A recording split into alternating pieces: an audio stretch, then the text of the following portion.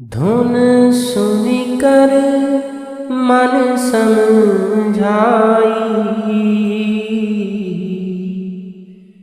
धुन सुनकर मन समझाई।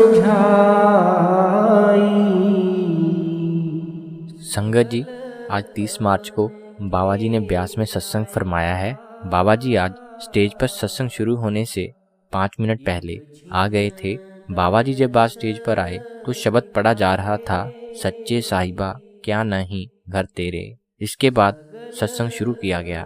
आज सत्संग में हजूर स्वामी जी महाराज जी की बानी ली गई, धुन सुनकर मन समझाई। संगत जी, सत्संग की शुरुआत में बाबा जी ने फरमाया कि ये हजूर स्वामी जी महाराज जी की बानी है। आगे बाबा जी ने फरमाया कि हमारी सोच चाहे जितनी अच्छी हो, जब तक मन हमारे काबू में नहीं है, हमको असल सुख हासिल नहीं हो सकता। हम चाहे जितनी मर्जी धन दौलत इकट्ठी कर लें, जिंदगी में जितना मर्जी कामयाब हो जाएं, अगर हम अपने मन को काबू नहीं कर सके तो हमने जिंदगी में कुछ हासिल नहीं किया।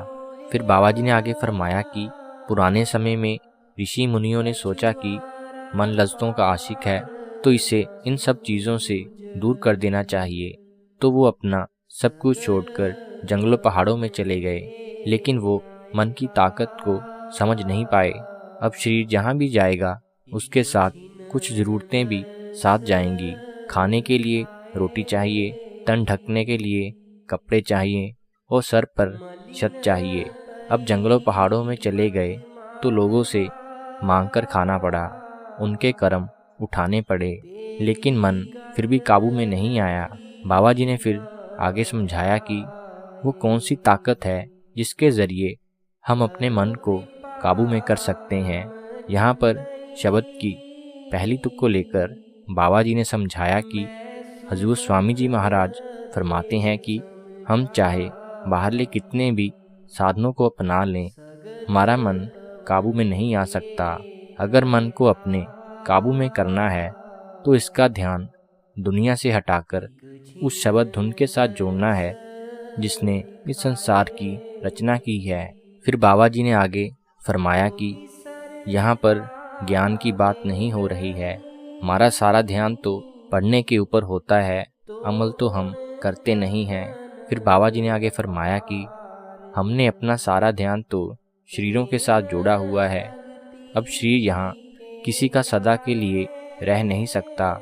शरीर किसी का अग्नि के स्पुर्द हो जाएगा और किसी का दफना दिया जाएगा। दुनिया में इतने बड़े बड़े महापुरुष आए हैं, वो भी अपना शरीर सदा के लिए यहाँ रख नहीं पाए। इसके बावजूद भी हम अपना सारा ध्यान शरीर के साथ जोड़कर रखते हैं। हम अपने आप को धोखा दे रहे हैं। माथा टेकने से या कपड़ों को हाथ लगाने से या गाड़ी को हाथ लगाने से हमें कुछ नहीं मिलने वाला। फिर बाबा जी ने आगे फरमाया कि ये सब झूठी तसल्ली है।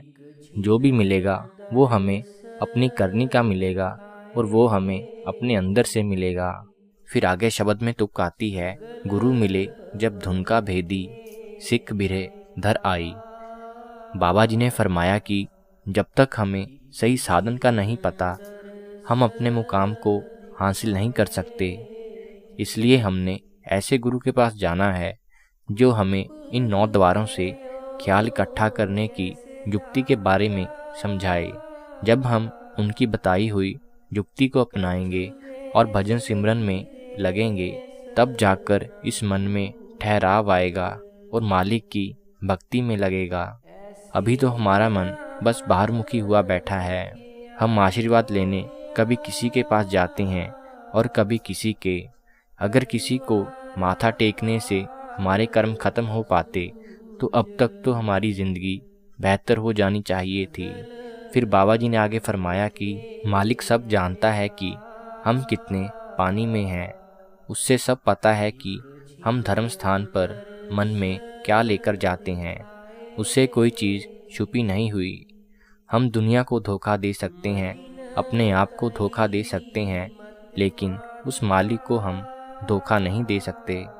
संगत जी, फिर सत्संग के आखिर में बाबा जी ने हमेशा की तरह फरमाया कि नानक के घर केवल नाम। उस मालिक के घर में केवल नाम की पहचान है और शब्द की पहचान है। इसके अलावा उस मालिक के घर में और किसी चीज़ की पहचान नहीं है। दे समझाई सगल पवन के नायका,